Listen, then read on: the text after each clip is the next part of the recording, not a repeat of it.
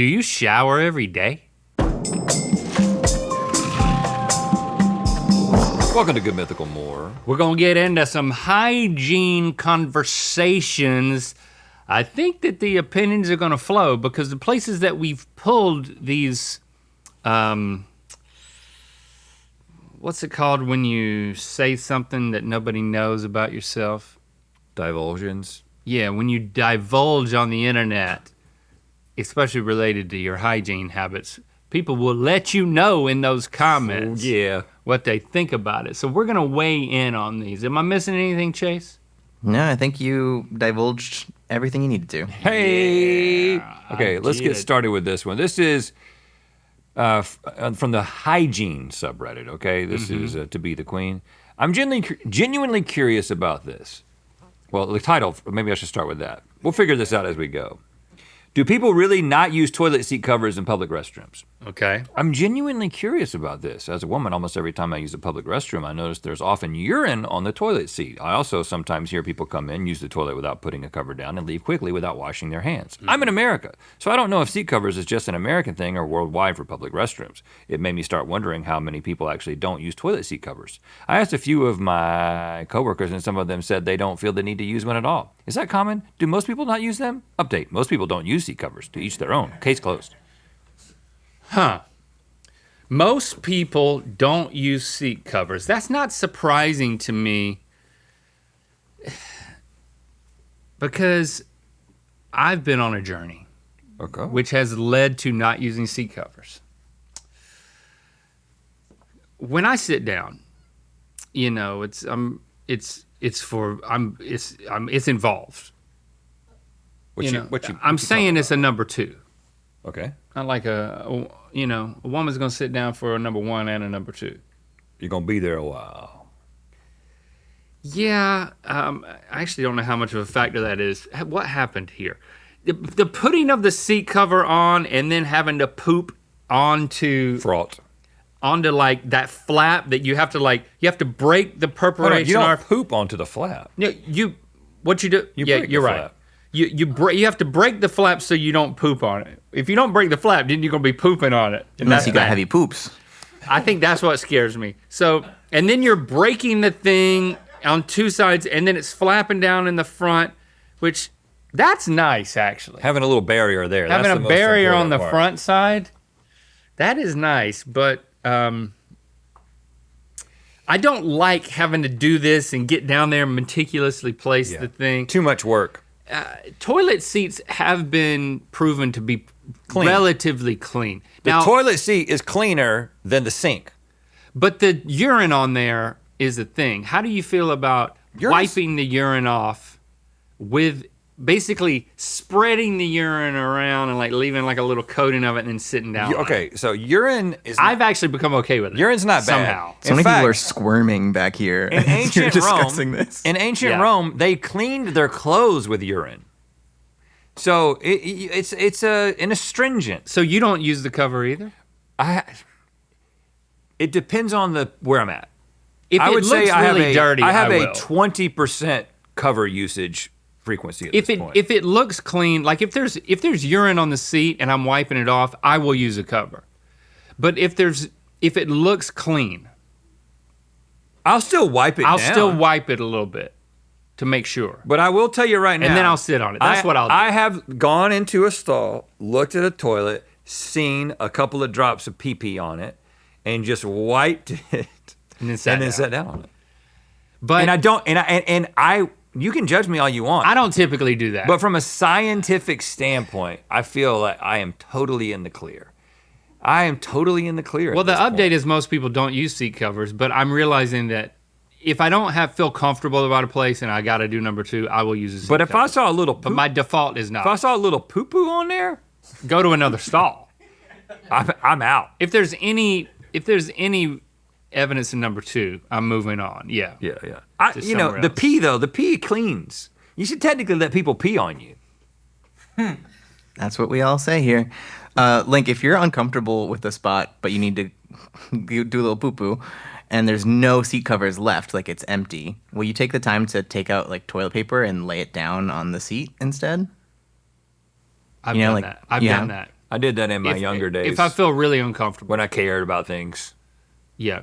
But the things that, what we need to understand is that if it's a clean seat, I have to be comfortable with putting my butt cheeks where a stranger's butt cheeks have been. That's what I had to get comfortable with. And I'm very comfortable with it. I feel like that. it brings us together. Because all it is, as long as they're spread enough apart. Just think about it. Somebody you don't know, on that day, maybe multiple people, their booties touch that thing, and then your booty touched it. And it's kind of like your booties, it's just like going up to a stranger and just touching your butts. Touching butts. And we need more of that. We got so much division in our world. That's not how I There's think so much about polarization. That's pretty. Yeah, but just think about it. If I could just see a stranger and be like, what would it be like for my butt to touch that person's butt? If we had more of that in our society, we'd clear up a lot of things real fast. Okay. That's actually everyone's butts touching. Stop clapping. Let's move on. Let's see the next one. Use of trimmer. Hi, need some advice. Is it okay to use same trimmer to trim body hair, underarms, and private area? Because due to sweat, there are bacteria around private area, even if we wash it. Well, isn't that bacteria due to sweat is anywhere, like underarm, like trim body hair, underarms, and private area. Bless you. Bless you. Bless you.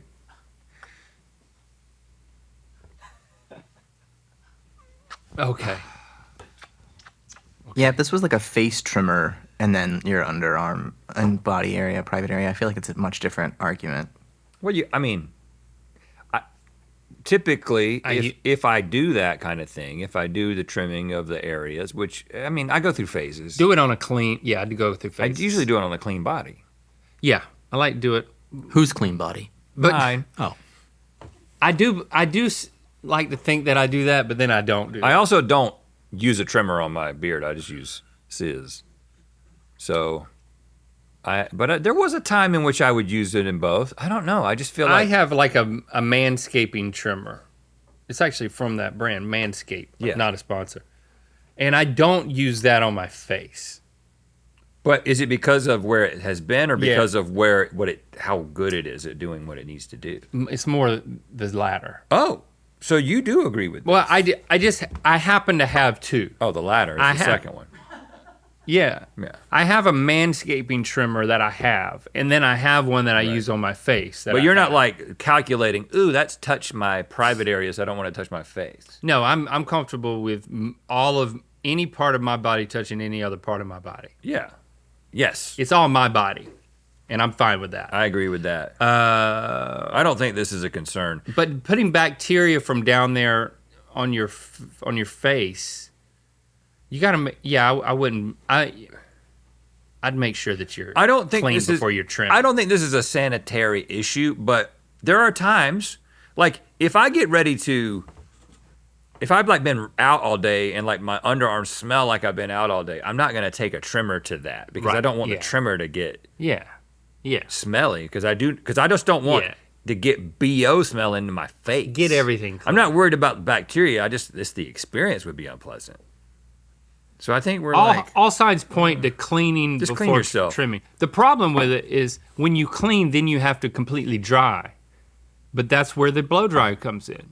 Blow dry all that stuff that you're going to shorn down, because you want it to be completely dry, so you can get a nice, fluffy work surface. Sometimes you do want your hair a little bit wet, though. You know how the barber will sometimes. Not with trimmers. You don't want to use clippers on wet hair. I don't think. Well, I haven't tried. I've just always thought that you want a nice, fluffy work surface.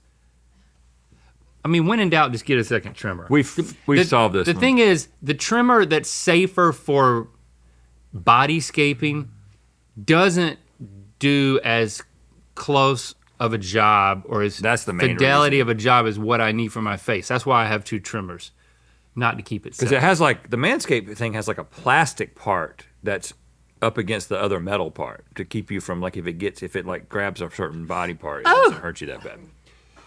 Next. How often are you actually supposed to replace your toothbrush? I've been using mine until it looks worn out, which is probably longer than it should be. I keep seeing different advice like every 3 months, but I'm not sure how strict that really is. Do you guys follow a schedule or just replace it when it feels necessary? I don't want to spend too much time on this one. I'm just Pass. but back in the day we had Quip as a sponsor. Yep. And they were big on them mail you a new toothbrush head for your Yeah. And so you just for did your it. mechanical. You it almost felt obligatory when it showed up, and that was every 3 months. Yeah, and I like that, and I still like the product, so I still use it after all these years. I've upgraded to like just an Oral-B because it moves more and just feels more substantial than the Quip one that just kind of vibrates. And you do need to trade it out, but to me, it's much more about keeping your toothbrush out of the open air of the bathroom, especially if your toilet's in that same open air. Keep it in a Close drawer. the lid. But that's not going to make it last longer. That's just going to keep it from getting nasty. Close the lid. I mean, it's not good enough. My hygienist, every time I go to the dentist, she's like, "You replacing your brush heads?" And I'm like, "Yeah." Well, you should. Yeah, Every 3 months. I would say that I probably end up averaging 5 to 6 months because I'll just let it. Do go you a agree little with putting your toothbrush in your drawer though? Keep it out of the open air. bit. No, because mine's on a stand. I feel like it'll get moldy. Well, the drawer's not. It's still. But my toilet Aerated. is inside its own little. It's not compartment. Oh, you have a toilet I have a toilet closet. room. That's the best, man. So- I think if you just put the toilet lid down, it keeps all the doo-doo particles inside. Yeah, we don't do that. We don't do that. I don't stand up and then put the toilet seat down. I do. It helps. Stand up. My toothbrush can be anywhere in that bathroom. That's right. Yeah, I have put my toothbrush in a drawer, so we just. Yeah, but I charge my toothbrush, and the Quip is like a battery. Well, you have a toilet. I mean, listen. Let's move on. Like I said, I didn't want. Yeah, to why do we spend so much time on this? This one's not.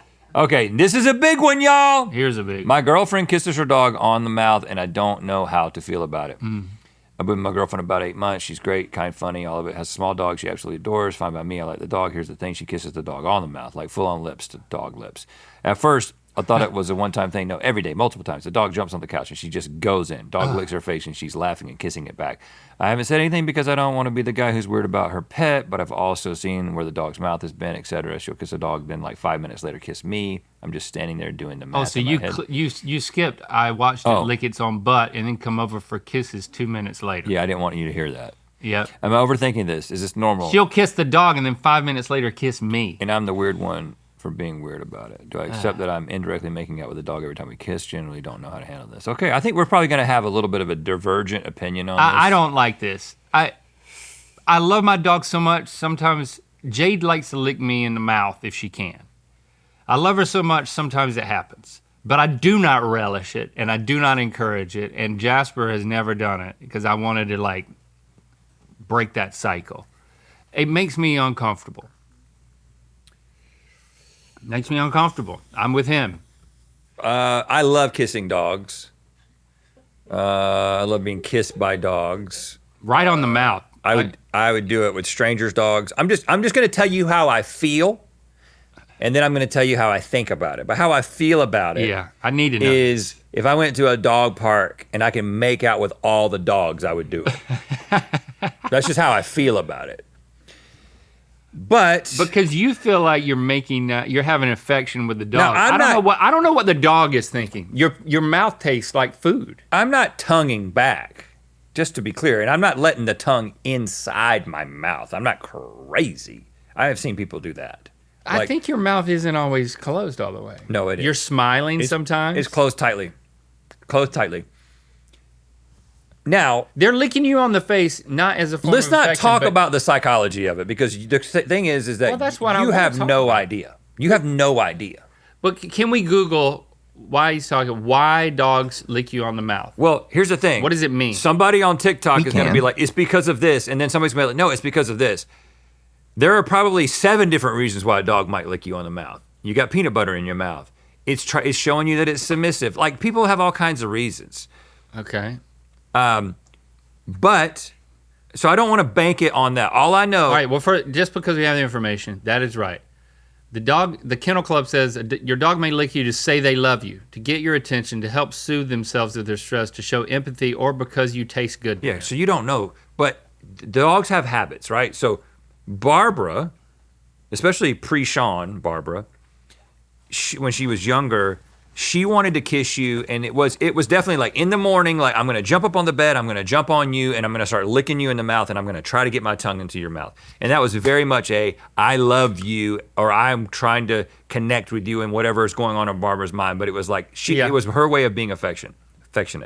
Yeah. I never let her tongue get into my mouth, but it was a little excessive. And as she's gotten older, she's stopped doing it. And I think it might be because she knows that because she's like a 10-year-old dog, she's got like 10-year-old dog breath. And so I wouldn't even want that. You know what I'm saying? You don't want a dog's stinky breath. Yeah. Sean comes into the picture, and Sean is exclusively a nose licker. Like he wants to get to your brain like one of those Egyptian mummifiers trying to go up there and get your brain and pull it out because they didn't think it had anything to do with the afterlife. Salty snot. And he's trying to get into the nose. And I let him go for the nose, but I push, he will go so hard. And I'm like, I let him do it a little bit, and then I push him back.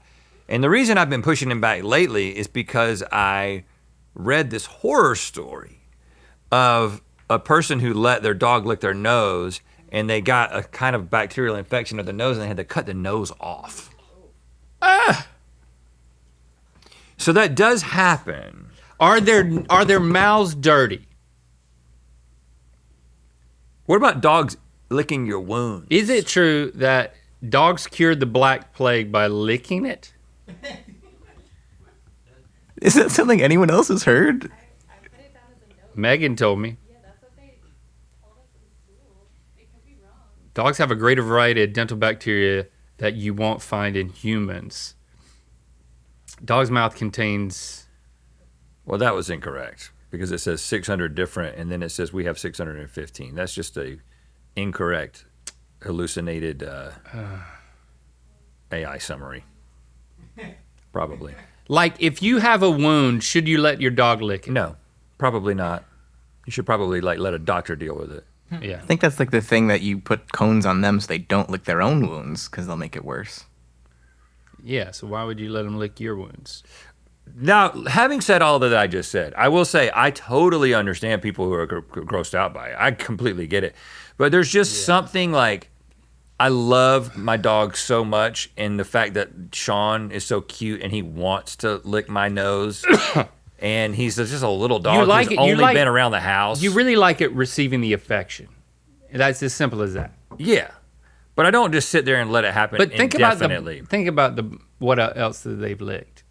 I don't like to think about that. But you need ruins to. It for you me. need to start thinking about it. But if I thought about everything and everywhere all at once, if I thought about every place that somebody's mouth had been, even if I just knew the nature of the bacteria in my wife's mouth, if I could see it under a microscope, I would probably be grossed out. It's like, I don't like to think about it in that way. I get too technical about it. But it's so elective. You can step away from the dog licking your mouth so easily. There's other ways you can receive But he wants affection. to kiss my nose so bad. Barbara now, she just puts her head on your chest, and then she'll stick her tongue out and just slide just a little kiss, and that's good. And then she's back to laying on your chest. Okay, new information. Megan's teacher lied to her about the Black Plague being cured by dogs licking it. So don't repeat that. Okay. I'm starting to use toilet seats again, covers. I'm starting to not let my dog lick me anywhere. This is just really heightened my sensitivity. If your dog's breath, Barbara's breath is not great most of the time. Yeah. Sean's breath is perfect. I don't know how he does it. I don't know what his secret is. I guess he's too small to have bad breath. I don't know what it is, but he doesn't have dog breath, and he's like 6 years old, so maybe he never will. I don't know. If you know something we need to know, let us know below. Unlock access to our new vlogs at mythicalsociety.com. Look at that. I mean, I think they made it even shorter now. This is literally shorter than it was a little bit ago. And then the ones that I'm keeping are that long. Oh my God.